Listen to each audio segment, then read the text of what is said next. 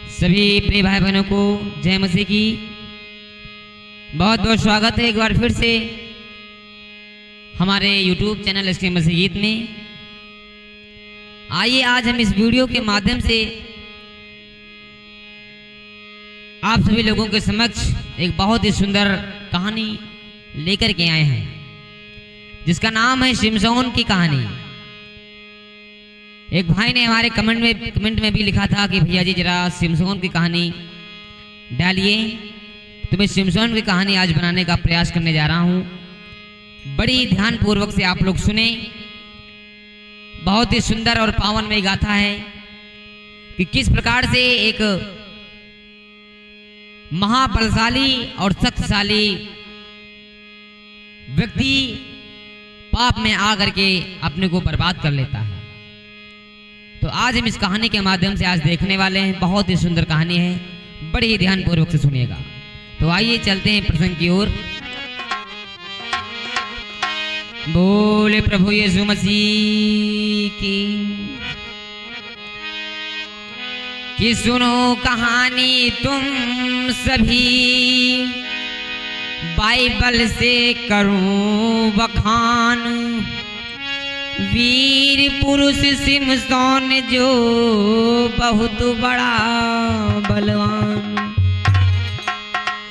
हे प्रियो, ये बात उस समय की है जिस समय इज़राइल के लोगों ने परमेश्वर की नजर में पाप कर दिया था। तो परमेश्वर ने इज़राइल के लोगों को फलिस्तियों के हाथ में सौंप दिया और फलिस्ती के लोग इज़राइल के लोगों पर अत्याचार करने लगे। तो क्या हुआ भैया? अरे रब की नजर में भाई रे, अरे मेरे भैया,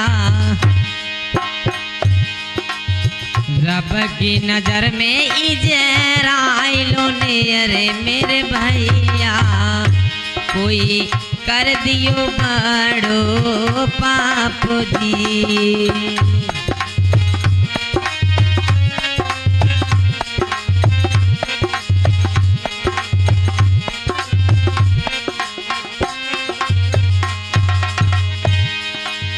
रब की नजर में इज़राइलों ने, रे मेरे भैया, कोई कर दियो रे महापाप जी।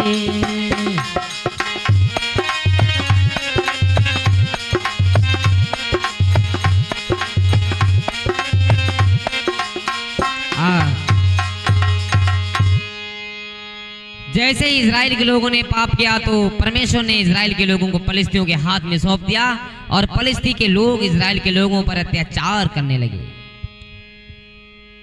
इस तरफ इज़राइल में एक मानोह नामक का व्यक्ति रहता था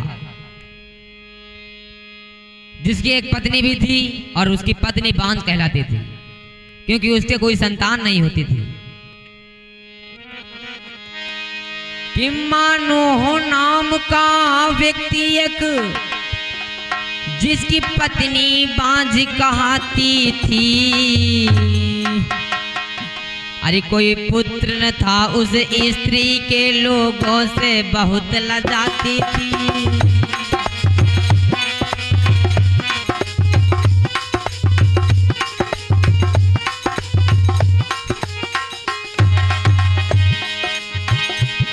मानोह नाम का व्यक्ति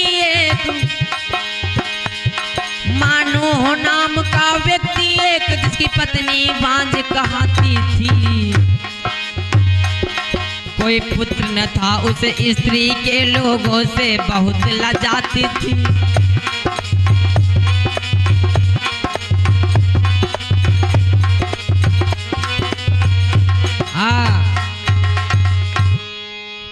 मानोह नामक का एक व्यक्ति रहता था जिसकी पत्नी बांझ कहा करती थी। लोग उसे बांझन के नाम से पुकारा करते थे क्योंकि उसके कोई संतान नहीं थी। लेकिन वो लोग धर्मी लोग थे। तो एक बार की बात है कि एक स्वर्गदूत आकर के मानोह की पत्नी के पास में आकर के आता है और कहता है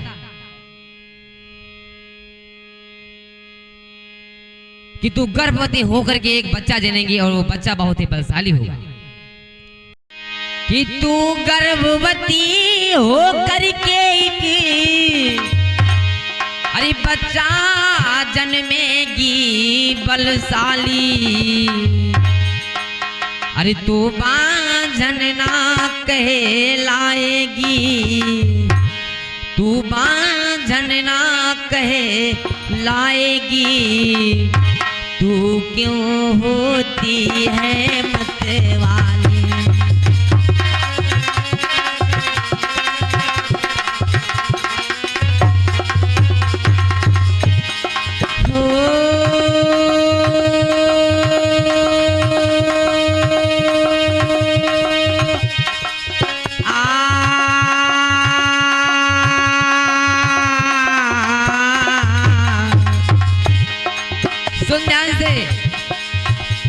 तू गर्भवती हो करके की, बच्चा जन्मेगी बलशाली, आहा, अरे तू बांझन ना कहलाएगी, क्यों होती है तू मतवाली।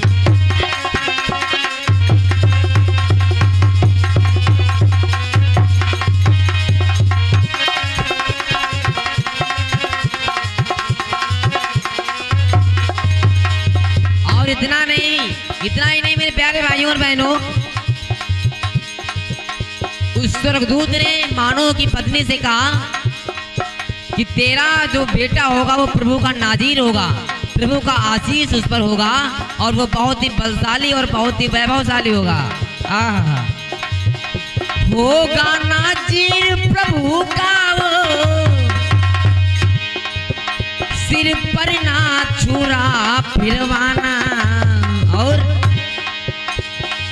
अरे वहां छुड़वाए इजराइलों को, ना वस्तु अशुद्ध कोई खाना।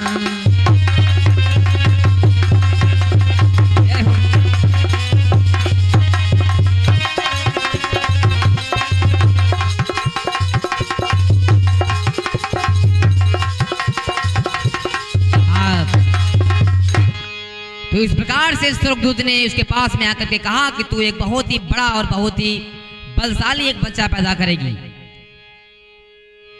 जिस बच्चे के ऊपर प्रभु का आशीष होगा और वो प्रभु का नाजीर होगा, जो इस्राएलियों को फलिस्तियों के हाथों से छुड़ाएगा। लेकिन उसके लिए एक आज्ञा है कि वो जो बच्चा होगा उस बच्चे के सिर पर कभी छुरा ना फिरवाना, और तुम भी कोई अशुद्ध कोई चीज ना खाना। यह कह करके स्वर्गदूत वहां से चला जाता है। इसके बाद में मानव की पत्नी ने सारा वृतांत अपने पति मानव को बताया। तो मानव ने सोचा कि ये जो बच्चा प्रभु की ओर से पैदा होगा तो इसके लिए मुझे क्या करना होगा। तो मानव ने एक बार फिर से स्वर्गदूत को पुकार करके एक बार उनसे फिर पूछा कि ये जो बच्चा पैदा होगा इसके लिए मुझे क्या करना होगा। तो स्वर्गदूत ने मानव को बताया कि इसके सिर पर कभी छुरा ना फिरवाना और कभी इसे गलत संगति में ना जाने देना और ना ही कभी इसे दाख मधु पीने देना। इतना कह करके स्वर्गदूत वहां से चला जाता है। धीरे धीरे समय व्यतीत होता है। उसके बाद में मानव की पत्नी के एक बहुत ही सुंदर और बहुत ही वैभवशाली और बहुत ही भव्य बालक जन्म लेता है। बड़ी ही घर में खुशहाली होती है, बहुत ही हर्ष होता है। मानव की पत्नी बहुत ही खुशी होती है। उसका लल्ला चारपाई पे सो रहा है और रो रहा है, तो वो अपने लल्ला को लोरियां सुनाते हुए उसको सुला रही। तो कैसे सुला रही है भैया कि चारपाई पे सोई रहो ललना मेरा, चारपाई पे सोई रहो ललना मेरा, चारपाई पे सोई रहो।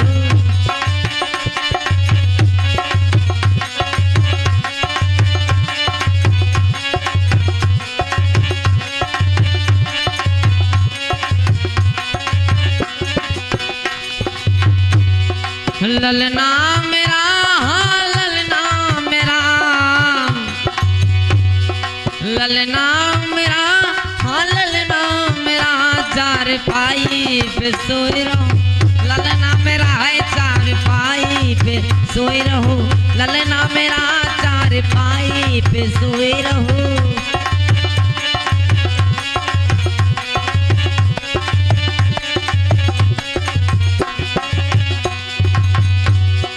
और अपने पति से कह रही है, क्या कह रहे भैया, ले लो सजन जी ललना मेरा, ले लो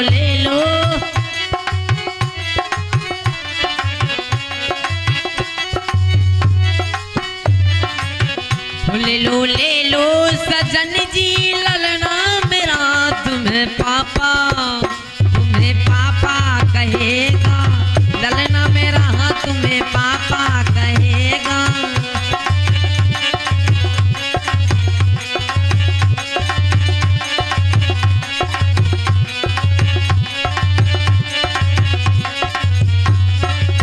वो 4 पहिया पे सोए रहो, ललना मेरा 4 पाई पे सोए रहो, ललना मेरा 4 पाई पे सोए रहो।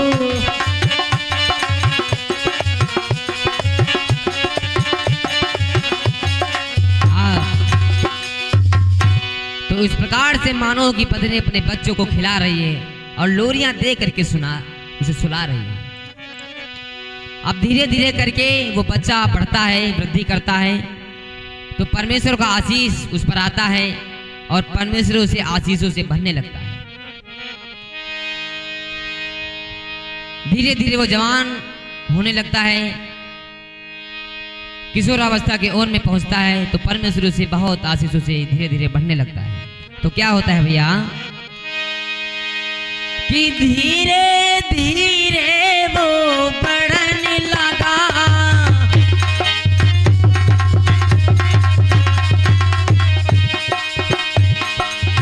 वो धीरे धीरे वो बढ़ने लगा,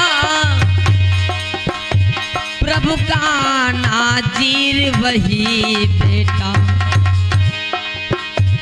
आशीषों से प्रभु भरने लगा।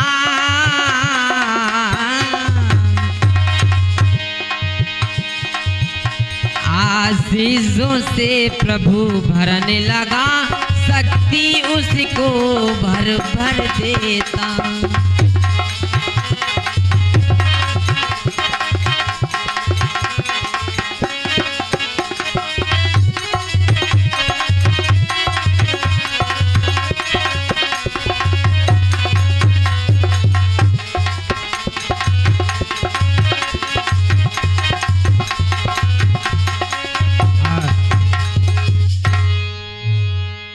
ध्यान रखना मेरे प्रिय भाई बहनों, जैसे जैसे वो बढ़ता जाता है परमेश्वर उसे आशीषों से भरता जाता है।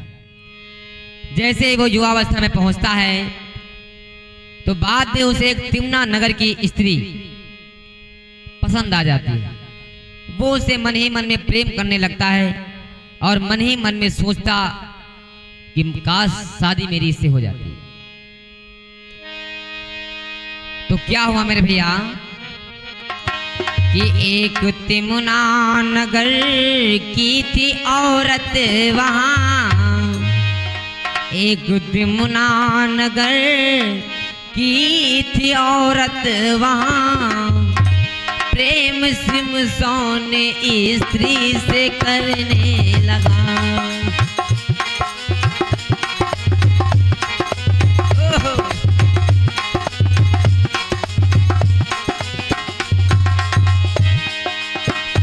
एक तिमना नगर की थी औरत वहाँ, प्रेम सिमसोन स्त्री से करने लगा। प्रेम सिमसोन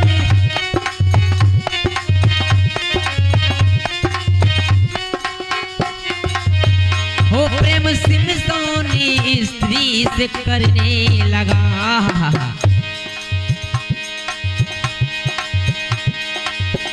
मन ही मन में पसंद करता उस लड़की को, मन ही मन में पसंद करता उस लड़की को, ख्वाब शादी के सिमसोन देखने लगा।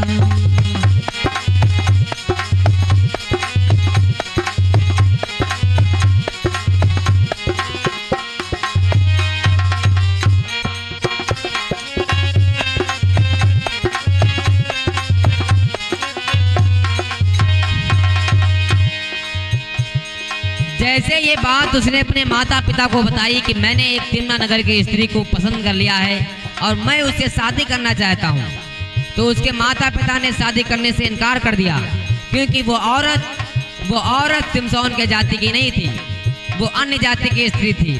लेकिन फिर भी सिमसोन उससे प्रेम करता था, तो उसने जिद करके अपने माँ बाप को मना लिया। क्या हुआ भैया? बात ये जब बताई थी माँ बाप से, वो राजी बिल्कुल ना थे उसके ये बात से। लेकिन अरे पुत्र हट सामने उनकी कुछ ना चली,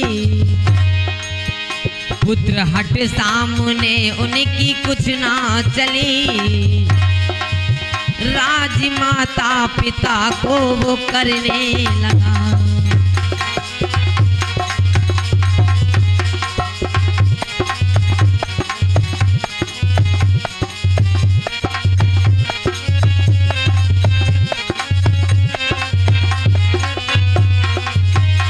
एक तिम्ना नगर की थी औरत वहाँ, प्रेम सिमसोन स्त्री से करने लगा। एक तिम्ना नगर की थी औरत वहाँ, प्रेम सिमसोन स्त्री से करने लगा।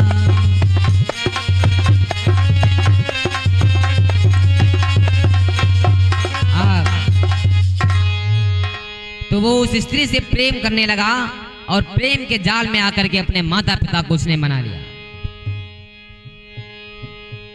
आप तो जानते हैं कि प्रेम एक ऐसा बंधन होता है, अगर उसमें व्यक्ति अगर बंध जाए तो वो बंधा ही चला जाता है। कहना है, अरे प्रेम की बीमारी से कोई बचा नहीं, एक प्रेम ही है सारे और दुनिया में कुछ नहीं, एक प्रेम ही है।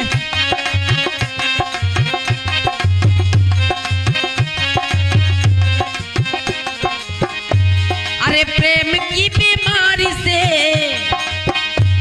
अरे प्रेम की बीमारी से कोई बचा नहीं, एक प्रेम ही है सारे और दुनिया में कुछ नहीं, एक प्रेम ही है सारे और दुनिया में कुछ नहीं।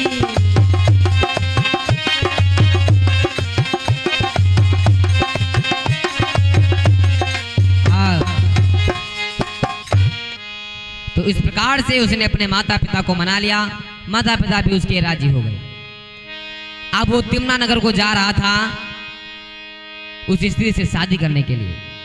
तो जब वो तिम्ना नगर को जा रहा था तो रास्ते में उसे एक बहुत ही बड़ा सिंह मिला, शेर मिला। वो शेर सिमसोन की तरफ देखने लगा, वो सिमसोन को खा जाना चाहता था, लेकिन वहां पर कुछ उल्टा ही कार्य हो गया। क्या हुआ भैया? कि एक सिंह मिल गया रास्ते पर, सिमसोन को गौर से देखने लगा। अरे आ गया पाक आत्मा उस पर, सिमसोन सिंह से लड़ने लगा।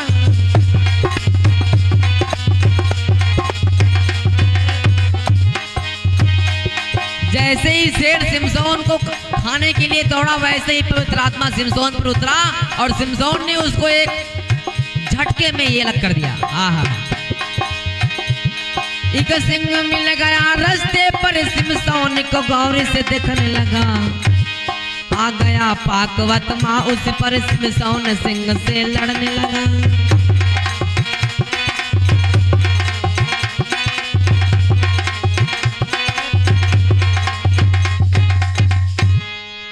तो इस प्रकार से उसने एक सिंह को भी मार डाला और मार करके वो उस स्त्री के पास में पहुंचा और उससे विवाह कर लिया। अब देखिए इधर सिमसोन अपने घर पर एक भोज का कार्यक्रम रखता है, सारे रिश्तेदारों सारे मित्रों को अपने बुलवाता है भोज पर, और सबको जब भोज पे बुलवा लेता है तो सब खाने के लिए बैठते हैं। तो वो एक पहेली पूछता है। सिमसोन कहता है कि जो भी मेरी पहेली का जवाब सही सही देगा, मैं उसे इनाम में 30 कुर्ते और 30 जोड़े कपड़े दे दूंगा। तो सभी लोग कहने लगे बताइए क्या है। तो उसने पहले पूछी जो कुछ इस प्रकार थी कि खाने वाले में से खाना और बलवंत में से मीठी वस्तु निकली। बताइए इसका जवाब क्या है। सारे लोग वहां पर चकित हो गए और सारे लोग सोच में पड़ गए कि इस पहेली का उत्तर क्या हो सकता है। किसी को कुछ नहीं समझ में आया। सिमसोन वहां से चला गया।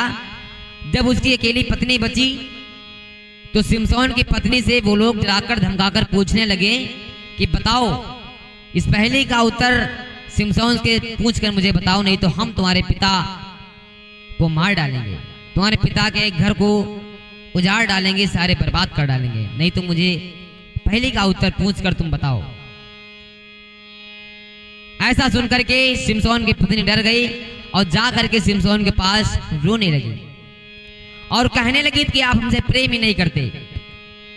सिमसोन कहने लगा कि क्यों, मैं आपसे क्यों नहीं प्रेम करता। कहने लगी अगर आप मुझसे प्रेम करते तो मुझे पहेली का उत्तर बता देते। सिमसोन कहने लगा पहेली का उत्तर तुमको क्यों बताऊं, मैंने पूछा तो उन लोगों से है, तो उन लोगों को बताने दो ना। सिमसोन की पत्नी कहने लगी नहीं मुझे भी बताओ। तो सिमसोन की पत्नी रो करके क्या बोली कि बता दो पिया पहेली का उत्तर, बता दो पिया पहेली का उत्तर।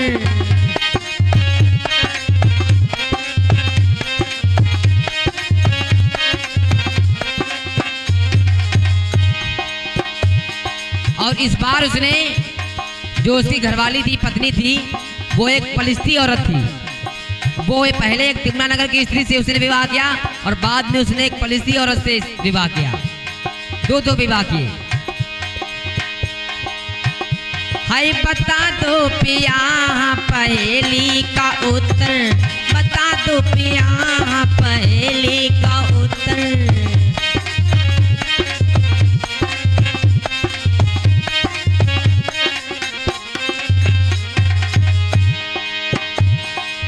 प्रेम करते ना हो तुम हमसे, प्रेम करते ना।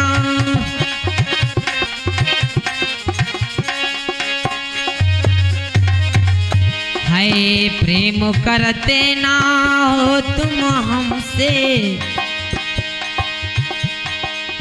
बोली है नारी पियावा से रोकर, बता दो पिया पहेली का उत्तर।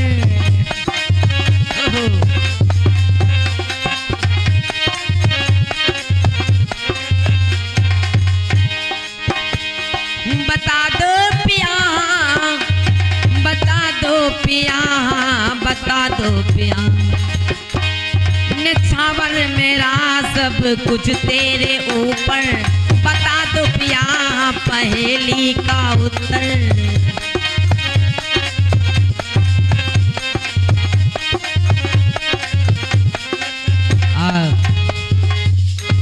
तो इस प्रकार से वो अपना चरित्र दिखा करके पहेली का उत्तर जानने की लालसा में होती है, लेकिन सिमसोन इतनी जल्दी बताता नहीं है।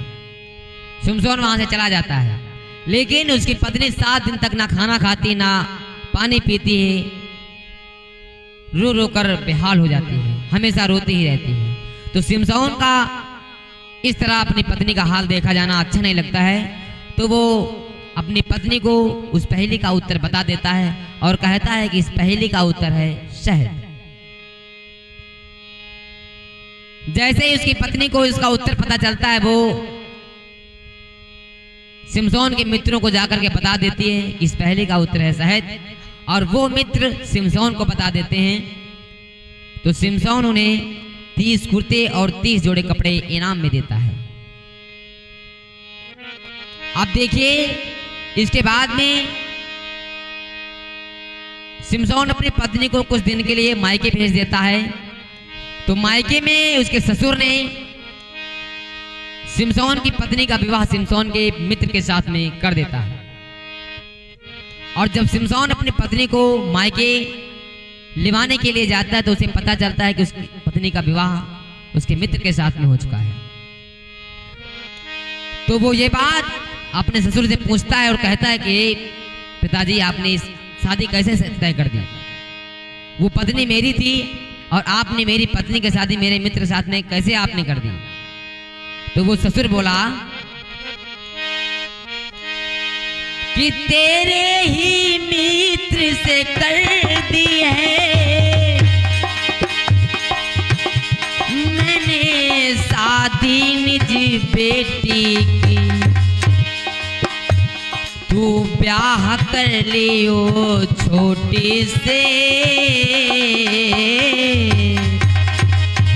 तू ब्याह कर लियो छोटी से, बड़ी प्यार से बातें मीठी की।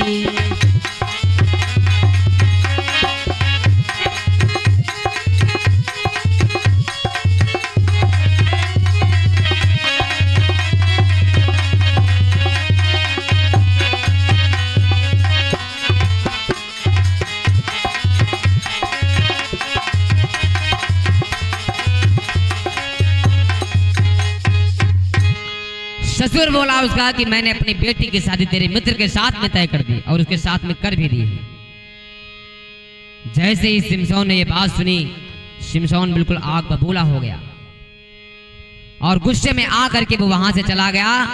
बदले की भावना में जल रहा था और उसे बदला लेना था कि मैं किसी ना किसी तरह से इन परिस्थितियों से मैं बदला लेकर के रहूंगा। तो शिमशोन ने देखिए क्या किया है, लोमड़ियों की पूंछों को बांधकर उसमें मसालों को लगाकर उसमें आग लगा देता है और पलिस्तियों के खेत में छोड़ देता है।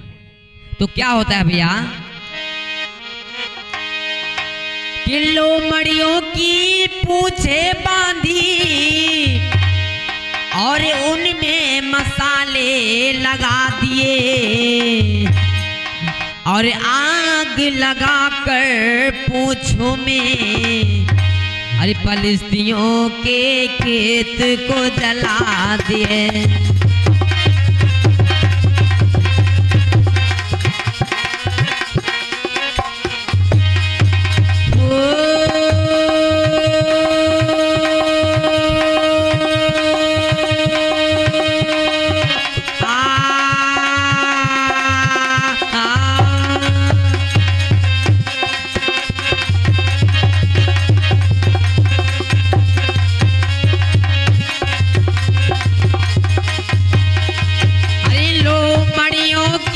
पूछे बांधी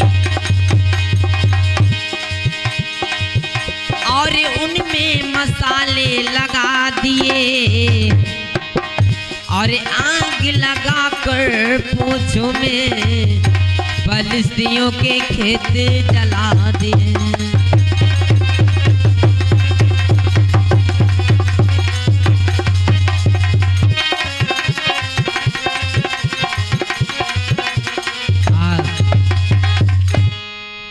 तो इस प्रकार से उसने अपने बदले की भावना में जलकर लोमड़ियों की पूंछें बांधी, उसमें मसालों को लगा दिया और मसालों में आग लगा दी और पलिस्तियों के खेत में छोड़ दी। पलिस्तियों की सारी फसल बर्बाद हो गई, सारी जल गई और उसने अपने ससुर के परिवार को भी आग में जला दिया। जैसे ये काम शिमशोन ने किया तो इस्राएल के लोग शिमशोन के पास आकर के कहने लगे कि ऐ शिमशोन तूने क्या कर दिया, क्योंकि इस्राएल के लोग पलिस्तियों के हाथ में कैद थे और जैसे पलिस्तियों ने देखा कि मेरे खेत सारे जल गए हैं, शिमशोन ने जला दिए हैं, तो उन्होंने इस्राएलियों को दुख देना प्रारंभ कर दिया। जैसे इस्राएलियों को पलिस्तियों ने दुख देना प्रारंभ किया, वैसे इस्राएल के लोग शिमशोन के पास आकर के कहने लगे कि ऐ शिमशोन तूने क्या कर दिया, और आकर के दुख दर्द से अपने दुखड़े सुनाने लगी और बोले कि ऐ शिमशोन, अरे शिमशोन तेरे कारण से यहाँ, शिमशोन तेरे कारण से यहाँ हम लोग सताए जाते हैं, शिमशोन तेरे कारण से यहाँ।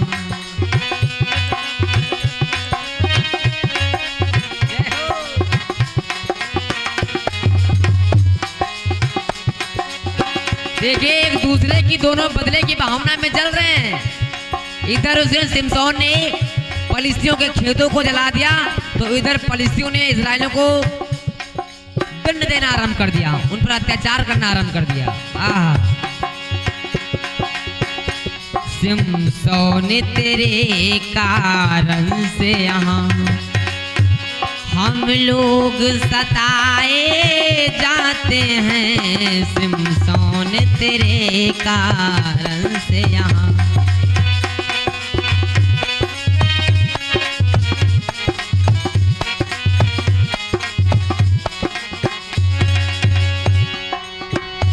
सिमसोन तेरे कारण से यहाँ, सिमसोन सिमसोन तेरे कारण से यहाँ हम लोग सताए जाते हैं, तेरे कारण हम लोग सभी, तेरे कारण हम लोग सभी यहाँ चैन से जीना पाते हैं, तेरे कारण हम लोग सभी।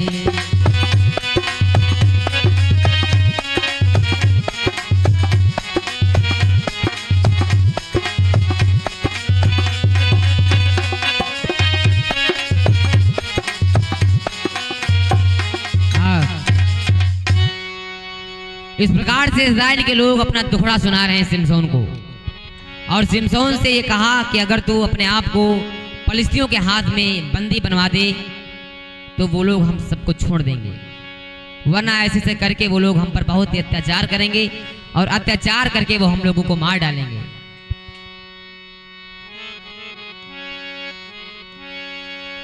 तो सिमसोन ने कहा ठीक है। तो सिमसोन को रस्सियों से जकड़ लिया गया, फलिस्तियों ने जकड़ लिया और उसको रस्सियों से बांध दिया। जैसे ही उसे युद्ध क्षेत्र में लाया गया तो उस पर पवित्र आत्मा उतरा, और जैसे ही सिमसोन पर पवित्र आत्मा उतरा तो क्या हुआ भैया कि एक गधे की जबड़न हड्डी से 1000 जन को मार दिया, अरे रस्सी को तोड़ दिया उसने और प्रभु का करिश्मा दिखा दिया।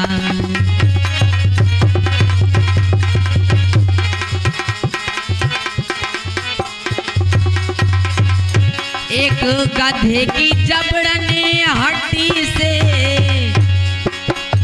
1000 जन को मार दिया,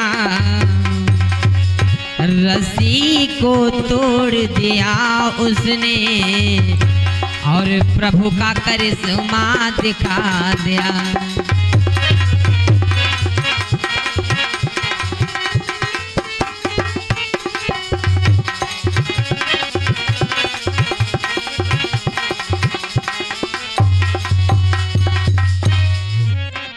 तो इस प्रकार से उसने, जिस प्रकार से सिमसोन पर पवित्र आत्मा उतरा, तो सिमसोन ने सारी रस्सियों को तोड़ डाला और एक गधे की जबड़न की हड्डी उठाई और उससे ही सारे लोगों को मार दिया। 1000 लोगों को उसने मार दिया। जैसे ही फलिस्तियों के लोग ने अचंबा देखा तो वो लोग चकित हो गए कि एक जबड़न की हड्डी से मात्र उसने 1000 लोगों को मार दिया। तो वो लोग वहां से डर करके भाग गए। और इस तरफ देखिए सिमसोन 1000 लोगों को मार करके गाजा नगर को जाता है और फाटक को आधी रात में तोड़ देता है। फलिस्तियों ने एक फाटक लगा दिया होता है ताकि सिमसोन वहां पर आए और फंस जाए, लेकिन सिमसोन ने फाटक को तोड़ दिया और सिमसोन फाटक को तोड़ करके चला जाता है। अब इधर देखिए, अब तीसरी बार क्या होता है कि सिमसोन को एक दलीला नामक औरत से मोहब्बत हो जाती है और उससे वो प्यार कर बैठता है।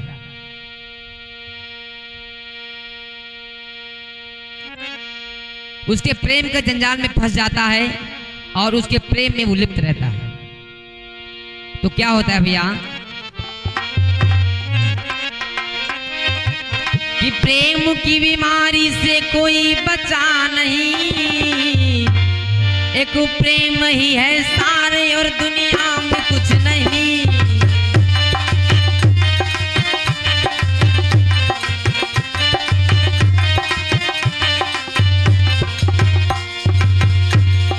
प्रेम की बीमारी से कोई बचा नहीं, एक प्रेम ही है सारे और दुनिया में कुछ नहीं। एक प्रेम ही है सारे और दुनिया में कुछ नहीं।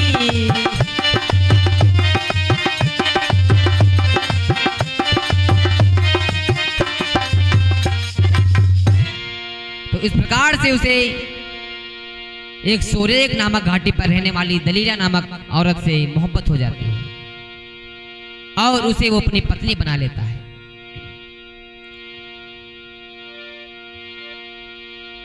अब पलिस्ती के लोग उसके इस कमजोरी का फायदा उठाते हैं।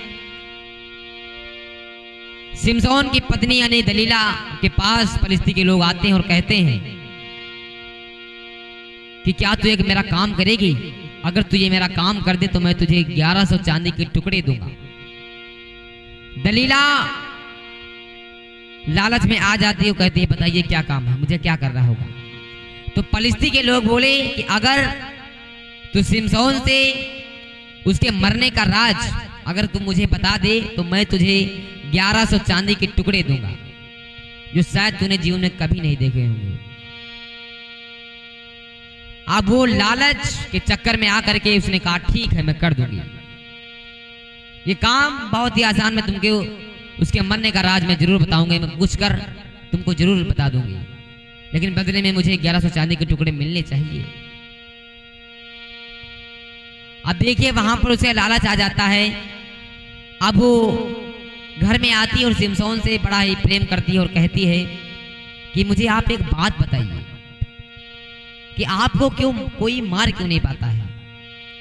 आप इतने शक्तिशाली बलशाली आप कैसे हैं? आप अकेले ही 1,000 लोगों को कैसे मार देते हैं? आपकी शक्ति का राज क्या है? क्या आप मुझे नहीं बताएंगे? सिमसोन ने कहा कि तुम जानकर क्या करोगी? तुम्हें जितना चाहिए मैं तुम्हें उतना देता हूं, और तुम्हें क्या चाहिए ये मैं भेद तुम्हें नहीं बता सकता। फिर दलीला बोली नहीं नहीं मुझे बताइए, अगर आप मुझसे प्रेम करते हो तो मुझे राज जरूर आपको बताना होगा। तो पहली बात उसने सिमसोन ने बताई कि अगर मुझे नई 7 तांतों से बांधा जाए जो सुखाई ना गई हो तो मुझे कोई भी मार सकता है। दलीला ने जैसे ये बात जानी तो दलीला पलिस्तियों को लोग के पास गई और ये बात उसने उनको बता दी। पलिस्तियों के लोगों ने उस पर यह प्रयोग किया, लेकिन वो प्रयोग व्यर्थ गया। दलीला दोबारा आकर के सिमसोन के पास आई और कहने लगी कि तुमने मुझसे झूठ बोला, ये तो काम किया ही नहीं, आपने मुझसे झूठ बोला, सच बताइए क्या है, क्या राज है आपकी शक्ति का? तो सिमसोन कहता है, दूसरी बात सिमसोन बताता है कि अगर मुझे ऐसी रस्सियों से बांधा जाए जो किसी काम में ना लाई गई हो तो मैं मर सकता हूं, मुझे कोई भी मार सकता है। जैसे ही दलीला को यह बात पता चलती है, दलीला पलिस्तियों के पास में जाती है और कह देती है कि अगर उसे ऐसी रस्सियों से बांधा जाए जो रस्सी कभी प्रयोग में ना लाई गई हो। पलिस्तियों ने ऐसा ही किया, उसे 4 पाई पर बांध दिया, ऐसी रस्सियों से बांध दिया जो कभी प्रयोग में ना लाई गई हो। लेकिन जैसे ही पलिस्तियों ने उसे मारना चाहा वैसे ही उस पर पवित्र आत्मा उतरा और वो सारी रस्सियों को तोड़ दिया और सारे लोगों को वहां से भगा दिया। फिर दलीला बहुत ही नाराज हुई। दलीला फिर जाकर के कहने लगी, आपने मुझसे झूठ बोला, आप मुझे सच क्यों नहीं बता रहे हैं? आप देखिए यहाँ पर एक साफ साफ बात नजर आती है। सिमसोन देख रहा था कि ये मुझे मरवाना चाहती है, लेकिन फिर भी वो उसके प्रेम के जंजाल में फंस करके उसे अपना पीछा नहीं छुड़ा रहा था। परमेश्वर के वचन में लिखा है कि व्यभिचार से दूर रहो। अगर आप व्यभिचार के चक्कर में पड़े हो अभी तक तो आप दूर हो जाइए, अन्यथा की स्थिति में आपका विनाश ही संभव है। सिमसोन जानते हुए भी अनजान बन रहा था वो जान रहा था कि मैं जो भी ये राज बताता हूँ वो परिस्थितियों को जाकर ये बता देती है और ये मुझे मरवाने का प्रयास कर रही है, लेकिन फिर भी वो नहीं मानता है। और बाद में उसके प्रेम उसमें आकर के वो अपना राज बता ही देता है और कहता है कि अगर मेरे सिर के बालों को मुड़वा दिया जाए तो मुझे कोई भी मार सकता है। अब जैसे ये राज पता चलता है, दलीला परिस्थितियों के पास में जाती है और कहती है कि अब की बार मैं बिल्कुल सच सच बोलूंगी कि अगर उसके सिर के बालों को मुड़वा दिया जाए तो उसे आप लोग मार सकते हैं। जैसे ये बात पलिस्तियों को पता चली, पलिस्तियों ने क्या किया, उसके बालों को मोड़ दिया, बालों को घुटा दिया और उसे रस्सियों से बांध दिया। तो क्या हुआ भैया कि बांध दिया सिमसोन को सबने, अरे फोड़ी है आंखें उसकी, अरे बंद कर दिया जेल में उसको सजा मिल गई थी सके।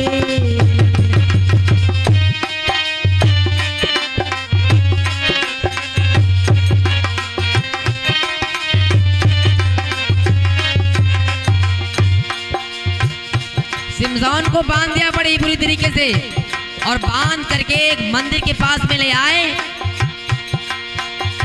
और उसके हाथ और पैरों को पीतल की बेड़ियों से बांध दिया भैया।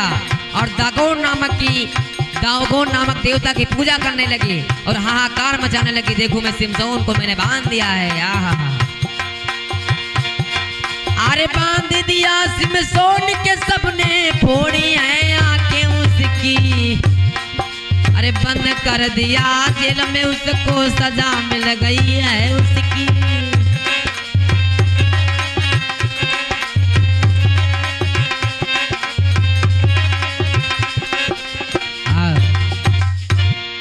तो इस प्रकार से परिस्थितियों को लोगों ने उसको रस्सियों से बांध करके मंदिर के खंभे में बांध दिया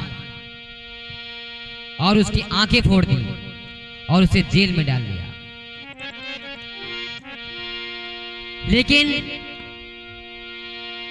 एक बार फिर से सिमसोन पर पवित्र आत्मा उतरता है और वो फिर से रस्सियों को तोड़ देता है, सारे मंदिर को उजाड़ देता है और बाद में सिमसोन माफी मांगता है खुदा से कि हे खुदा मुझे माफ कर दे।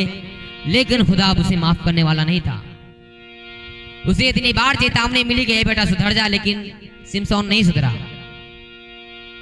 इसी प्रकार अगर आप भी कोई गलती करते हैं, अगर गलती पे गलती किए जा रहे हो, गलती पे गलती किए जा रहे हो, परमेश्वर आपको बीच बीच में चेतावनी भी दे रहा है, लेकिन उसकी आप चेतावनी को समझ ही नहीं पा रहे हो, तो बाद में आपको माफी नहीं मिलने वाली।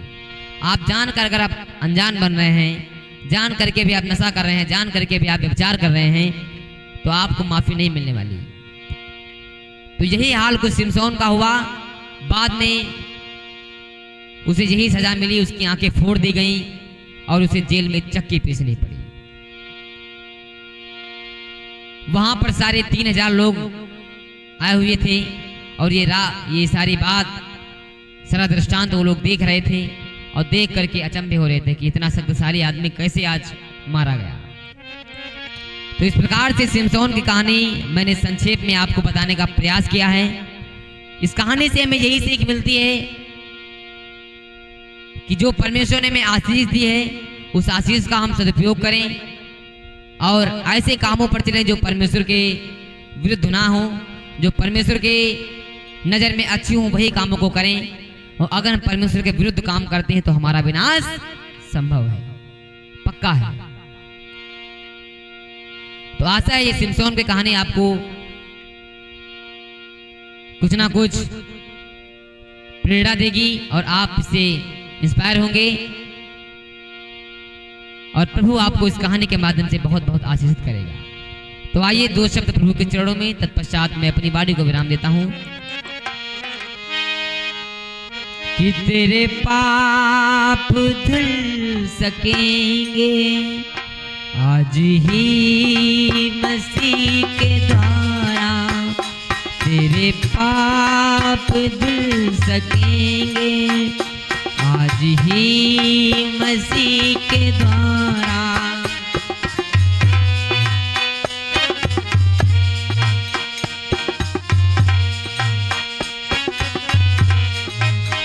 हो सिर्फ एक हो नजर उठा के देख ले लहू की धारा, तेरे पाप धुल सकेंगे आज ही मसीह के द्वारा, तेरे पाप धुल सकेंगे आज ही मसीह के द्वारा।